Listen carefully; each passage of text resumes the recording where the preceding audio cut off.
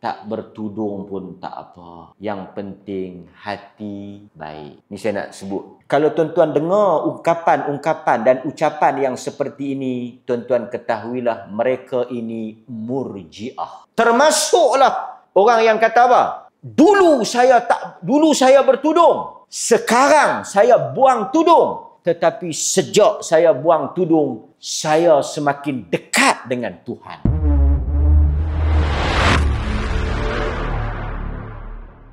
Nabi jawab benda yang menarik. Nabi kata apa? Pertama mengucap syahadah. Yang kedua, tunaikan sembahyang, bayar zakat. Kata para ulama, inilah iman. Bila Nabi tuan-tuan tengok. Tuan-tuan kena ingat jawapan Nabi tadi. Ni saya nak jawab sikit, ada isu. Nabi kata apa? Kalau kamu nak masuk ke dalam syurga, kamu kena beriman. Betul atau tidak? Kemudian Nabi tanya, apa dia itu iman? Nampak? Tuan-tuan kena ingat. Tuan-tuan kena ingat daripada soalan awal tu. Pertama mereka kata, ajar kami ya Rasulullah, kami nak masuk syurga. Rasulullah kata kalau nak masuk syurga, kamu kena beriman kepada Allah. Kemudian Nabi tanya, kamu tahu tak apa itu iman? Iman ialah mengucap. Kemudian iman ialah mendirikan salat.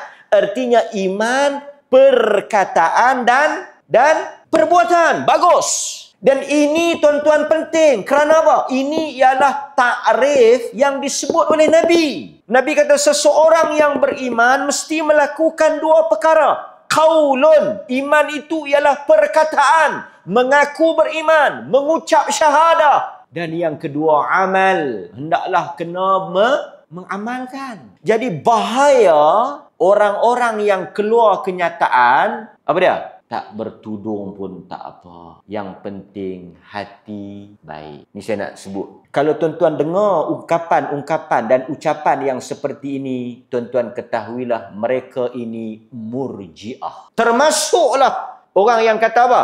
Dulu saya bertudung. Sekarang saya buang tudung. Tetapi sejak saya buang tudung, saya semakin dekat dengan Tuhan. Jam kepala kita. Jam, tuan-tuan. Tuan-tuan dengar tak dia kata? Dia kata, sejak saya buang tudung ni, saya semakin dekat dengan Tuhan.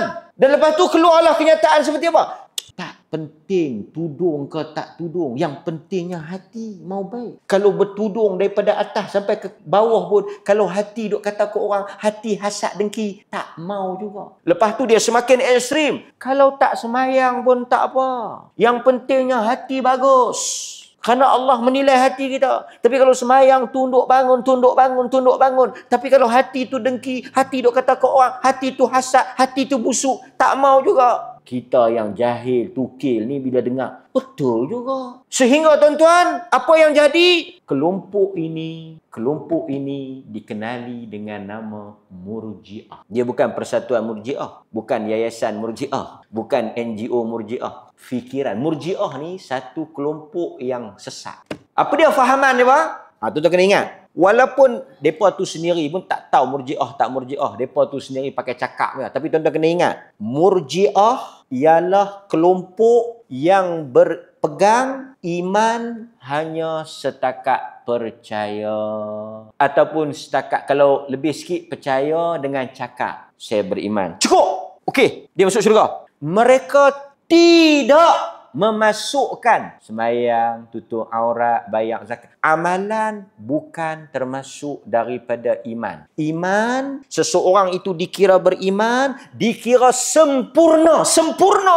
Kira betul-betul bagus beriman. Mantap. Cukup. Hang percaya tak dengan Tuhan? Percaya. Dah hati hang terima tak Tuhan? Terima. Tuan-tuan pegang satu orang duk langgah arak, minum arak tu dia duk tuang arak, duk langgah arak, duk minum arak. Tuan-tuan tanya dia, dalam hati beriman? Allah Tuhan saya percaya dengan Allah Taala. Hang beriman. Silap lagi bulan, beriman lagi bertakwa. Pasal itu bagi mereka meninggalkan benda haram, melakukan inilah, itu yang fahaman ini akhirnya dia melahirkan apa? Tak payah pakai tudung. Yang penting hati. Itu. Iman itulah hati. Sedangkan ahli sunnah menyatakan apa? Bila seseorang tu mengaku beriman, percaya dalam hati dia, membenarkan dalam hati, dia kena benarkanlah hati, tasdiq, membenarkanlah hati, mengucap dengan ucapan, iqraru bil lisan, dia kena amal bil jawarih. Dia kena buktikan, dia kena buat dengan perbuatan. Pasal itu tuan-tuan sembahyang. Pasal apa tuan-tuan sembahyang? Kerana amalan sebahagian daripada iman. Amalan tuan-tuan itu sebahagian daripada iman. Orang yang tidak beramal tidak sempurna iman dia. Berat tu.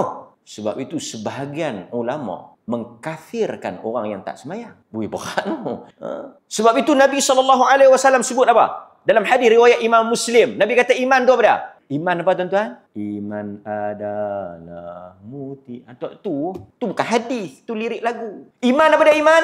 Iman adalah, Nabi sebut apa? 3 benda. Tengok Nabi sebut 3 benda. Al-iman bid'un wa sab'una syu'bah. Iman ada 70 cabang. 70 cabang. Nabi sebut apa dia? A'laha atau afdal luha, yang paling tinggi ialah apa? Qaulu la ilaha illallah. Lagi? Nabi kata iman tu 70 cabang. Yang paling tinggi ialah mengucap, mulut. Lepas tu Nabi kata apa lagi? Mulut. Lepas mulut, buang. Imatatul aza anit tariq wa adnaha. Dan yang paling lekeh, yang paling rendah, ambil satu benda yang menghalang laluan jalan, buang. Itu apa dia? Ambil. Tuan-tuan lalu ada benda menghalang, tuan-tuan ambil benda tu, buang. Apa tu? Ambil, buang tu dipanggil apa? Perbuatan. Nampak tak? Ambil satu benda, tahu buang, itu adalah perbuatan. Jadi maknanya, iman apa dia? Perkataan dan perbuatan. Jadi kalau you kata you beriman, you percaya kepada Allah, you mengaku dalam hati you beriman kepada Allah, tapi you tak pakai tudung, you tetap minum arak, you tak semayang, you tidak beriman. Kerana iman mesti perbuatan. Tuan-tuan faham ke tak? Implikasi kepada perkataan, walaupun saya tak bertudung tapi hati saya baik, walaupun saya tak semayang tapi saya percaya dekat Allah, implikasinya ialah dia tidak beriman. Kerana iman adalah perkataan dan perbuatan.